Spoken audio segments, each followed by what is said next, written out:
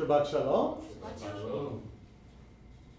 I have many idiosyncrasies, quirks, and strange habits, like everyone does. One of them is I like very much to run the gas tank in my car down as close to nil as possible before filling it up again. No, if I'm going on a long trip, of course I'll top up the tank even if it's at a quarter full or something. You never know when you'll find a gas station, but if I'm in my usual routes, then I will get down to that little warning light and then stop by and fill it up. But I have a reason for this particular quirk. It's not just that I like to see how far I can go. When I was very young, my grandmother came home one day from one of her different errands. She had many of them. My grandmother said that something odd had just happened at the gas station down at the bottom of the hill. That while she was there and filling up the car, there was an inspector that had pulled in, one of the weights and measures inspectors for the city, well, county in that part of San Diego. And you know that the gas pumps, if you've looked carefully, have little stickers on them that say that they have been certified as being fair and accurate. Well, what the inspector did in this pop inspection was to take out a container that was measured precisely on the side and pump 1 gallon worth of gas. Only it didn't come up to 1 gallon in the container. It came up to about 3/4 of a gallon.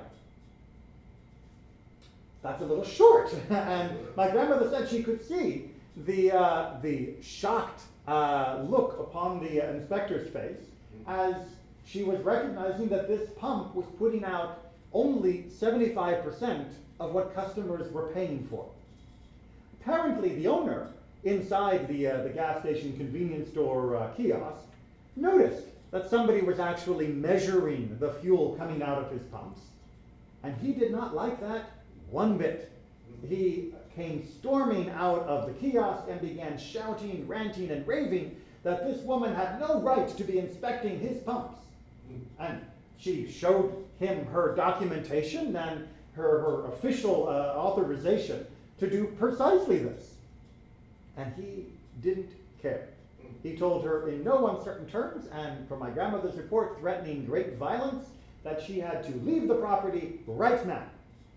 So she did, saying, fine, I'll go back to the office and make my report, but please be aware that the report is not going to be flattering to the ripoff that you are running here.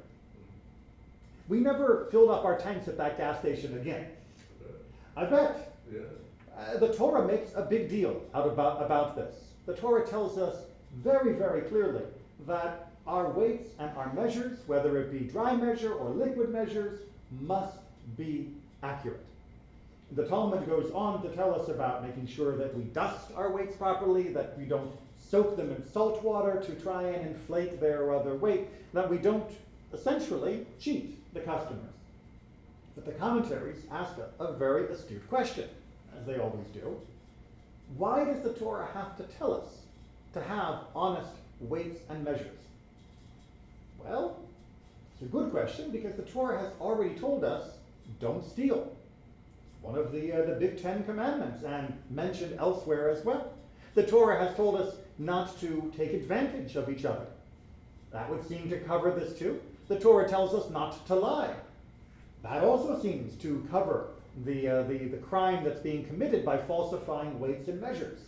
So why would the Torah go out of its way to essentially give one example of those 3 other crimes and make such a big deal out of it? And indeed our tradition, picking up on that cue, going on to do so as well. Why not just say, don't lie? You know, like weights, measures, to your neighbor, whatever. What is so important about these weights and measures that the Torah would single them out among all of the examples of lying, cheating, and stealing? Any ideas? Yes? Well, because the lying, cheating, and stealing is done on purpose, where the weight prevent you from ripping off the other guy on accident. So one is because there is intentionality behind lying, cheating, and steal that perhaps would not be there for our weights and measures. That perhaps if we were just careless, our scales would get a little out of whack, our measuring cup would get a little bit of sediment at the bottom, and we wouldn't notice that we are in fact deceiving other people. That is a very good reason, and indeed, this is why pumps need to be calibrated all the time to make sure they are putting out the right amount. Changes in electricity transmission, changes in the viscosity of the gas, all of these things can just subtly affect how much is coming out. And obviously no owner of a gas station would want to give too much on the dollar, but they also, I'm sure, would have the integrity of not wanting to give too little. And the other reasons why this might need to be spelled out with such exacting detail. Everything was weighted, everything, all transactions for all practical purposes, so it was a common thing in the marketplace to weigh your grain, and so it was always happening. This was the daily life. This was not an occasional activity. This wasn't just selling a donkey once a year to your neighbor.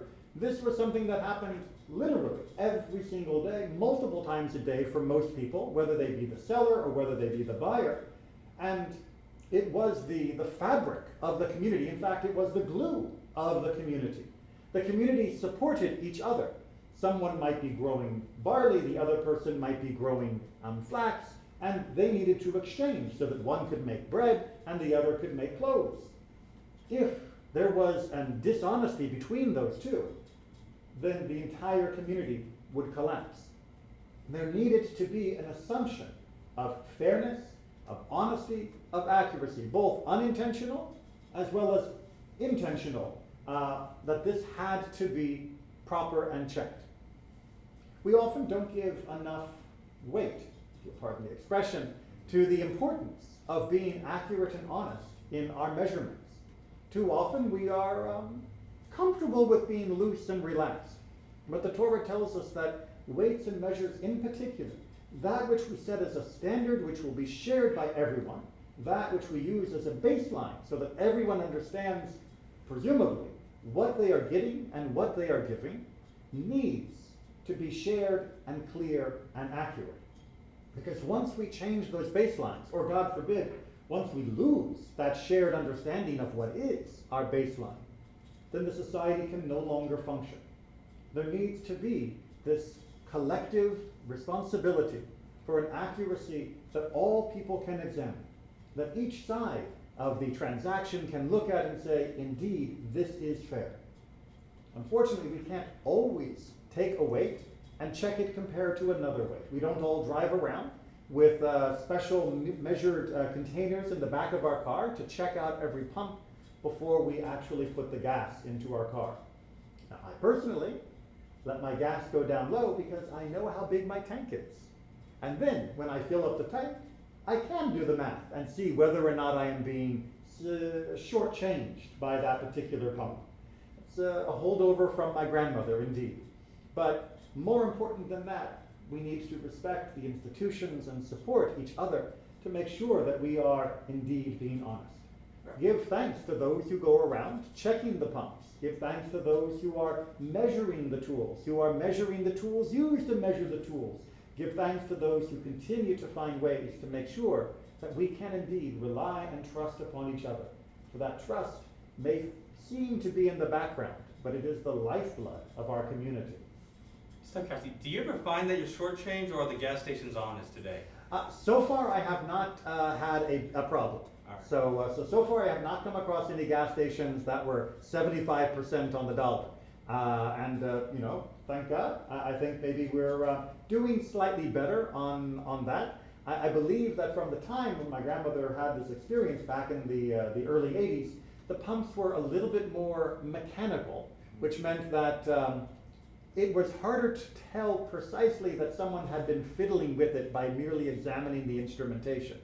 Modern gas pumps are very digital, and thus the readout will say very clearly what it was set at and when it was set, and then you would have a very strong case against them for prosecution.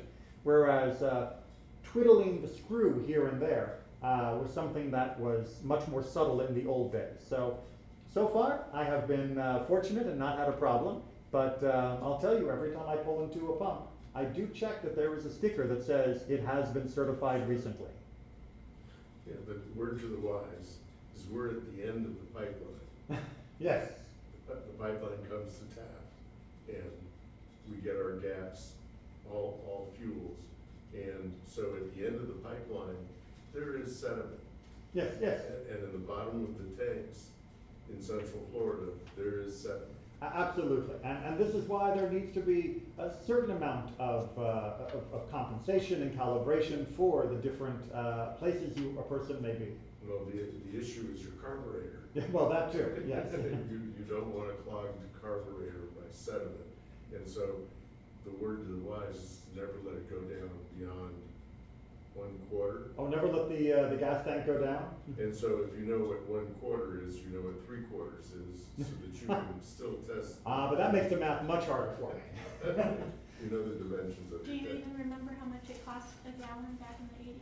I do not. I was too young to be paying attention to that. I do know that when I was growing up, I would often be given a bill and be told, go in and tell them we want $5 on pump number 2. So that we didn't pump gallons, we pumped money, a particular value. So that I remember, and $5 did a pretty good job in the tank. It wasn't full. I remember that at $5 you wouldn't usually fill the tank. I do remember that it was somewhere, depending upon the year, just under $1 and just over $1. If you live in California, I hear it's like $7 a gallon now. I haven't checked it recently, but it has definitely spiked.